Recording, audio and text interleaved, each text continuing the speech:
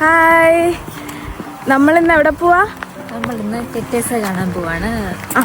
അപ്പം പോയിട്ട് വരാം.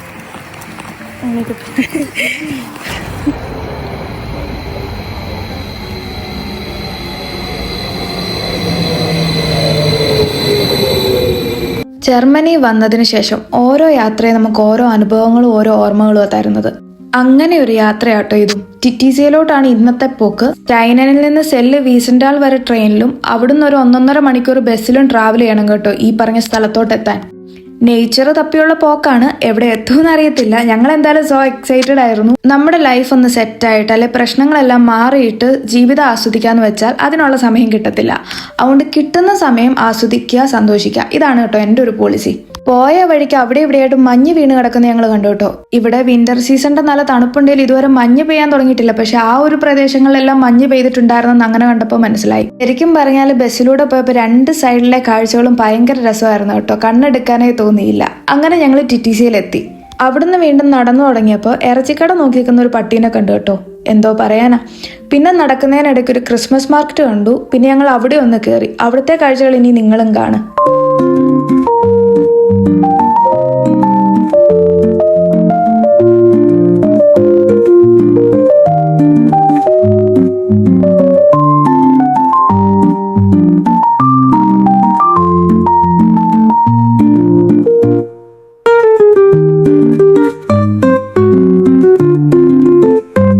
എന്തുകൊണ്ടാണ് ഈ ചേച്ചി ഇങ്ങനെ ഇരിക്കുന്നതെന്ന് എനിക്ക് മനസ്സിലായില്ല കേട്ടോ.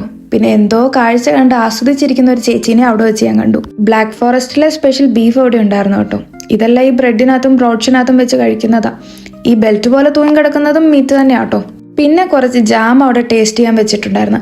ആസെ മലയാളി ഒന്നും ഞങ്ങൾ വെറുതെ വിട്ടില്ല. ഞാനും ടേസ്റ്റ് ചെയ്ത് നോക്കി ഒരെണ്ണം എടുത്തിട്ട്. ഇഷ്ടപ്പെട്ടു, അത് തന്നെ മേടിക്കുകയും ചെയ്തു കേട്ടോ. പിന്നെ നമ്മൾ കുട്ടിക്കാലത്ത് സ്കൂളിലൊക്കെ കൊണ്ടുകൊണ്ടിരുന്ന ടൈപ്പ് ലഞ്ച് ബോക്സ് കണ്ടു കേട്ടോ. എന്ത് നല്ലതായിരുന്നല്ലേ കുട്ടിക്കാലമൊക്കെ.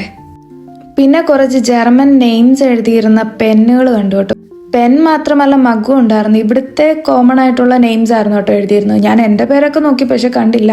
അല്ലേലും ആ ജർമ്മൻസിനെ കുറ്റം പറഞ്ഞിട്ടല്ല, ഈ മൂട്ടി എന്നുള്ള പേരൊന്നും അവർ കേട്ടിട്ടില്ലല്ലോ. ഈ ഇരിക്കുന്ന എല്ലാം ലിക്കറും വൈൻസും കേട്ടോ. അവിടുത്തെ സ്പെഷ്യൽ ആയിട്ടുള്ളതാണേ. മിനി ലിക്കർ ബോട്ടിൽസ് ഉണ്ടായിരുന്നു. അങ്ങനത്തെ ഒരു 3 എണ്ണം ഞങ്ങളും വാങ്ങി കേട്ടോ. ആ ഷോപ്പിൽ നിന്ന് ഇറങ്ങി നടന്നപ്പോൾ നമ്മളൊരു ബൈനോക്കുലർ കണ്ടു കേട്ടോ. ആഷ്ലി ഓടിപ്പോയി അതിലൂടെ നോക്കിയെങ്കിലും ഒന്നും കണ്ടില്ല. ഞാനും നോക്കി, ഒന്നും കണ്ടില്ല.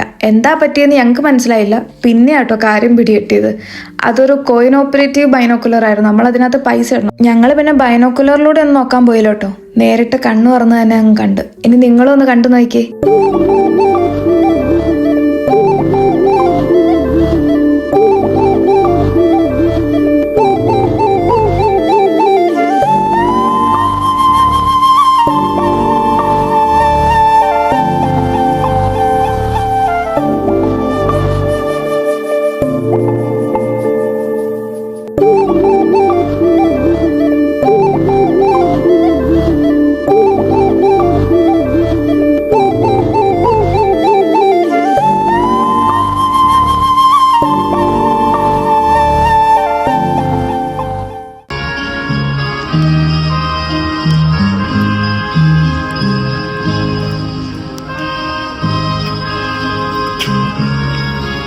ഇവിടെ കുറച്ച് നേരം ടൈം സ്പെൻഡ് ചെയ്ത് കഴിഞ്ഞ് ഞങ്ങൾ വീണ്ടും കുറച്ച് കടകളിലൊക്കെ കയറി കേട്ടോ. ഇടുന്നതെല്ലാം പൊന്നെന്ന് പറഞ്ഞ പോലെ ഇവിടെ എന്തിൽ തൊട്ടാലും കാശാ കേട്ടോ.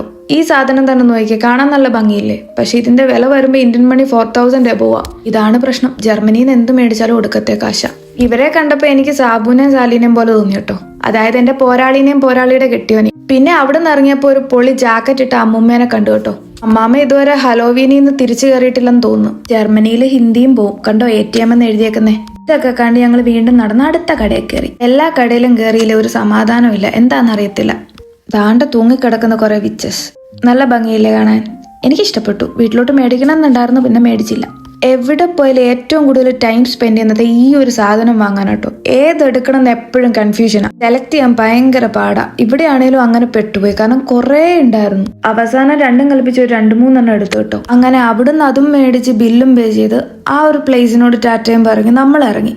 ഇനി അടുത്തത് food is very important in your life. അങ്ങനെ ആയതുകൊണ്ട് തന്നെ ഞങ്ങൾ ബസ്സും പിടിച്ച് നേരെ ഒരു ചൈനീസ് റെസ്റ്റോറൻറ്റിലോട്ട് പോയി. ഏഷ്യൻ റെസ്റ്റോറൻറ്റിലോട്ട്. അവിടെ ചെന്നപ്പോൾ അടുത്ത വള്ളി കിട്ടി. അവിടെ അവർ കാശ് മാത്രമേ എടുക്കുകയുള്ളൂ, കാർഡ് എടുക്കില്ല. പിന്നെ അലിൻ്റെ ഇടയിൽ പൈസ ഉണ്ടായിരുന്നതുകൊണ്ട് തന്നെ ആ പൈസ കൊടുത്ത് നമ്മൾ ഫുഡും മേടിച്ച് കഴിച്ച് അന്തസ്സായിട്ട് അവിടുന്ന് പോന്നു. ബസ് ഓടിക്കുമ്പോൾ ബസ്സിന്റെ ഡ്രൈവർക്ക് വരെ ഇടയ്ക്കിടയ്ക്ക് ബ്രേക്ക് ഉണ്ട് കേട്ടോ. അങ്ങനെ ഞങ്ങൾ തിരിച്ച് ബസ്സിന് കയറി ഞങ്ങൾ വീട്ടിലെത്തി. ഈ ചെറിയൊരു വ്ലോഗ് ഞങ്ങൾ ഇവിടെ കൊണ്ട് നിർത്തുക കേട്ടോ. അപ്പൊ അടുത്ത വീഡിയോ ആയിട്ട് വീണ്ടും കാണാം. ബൈ.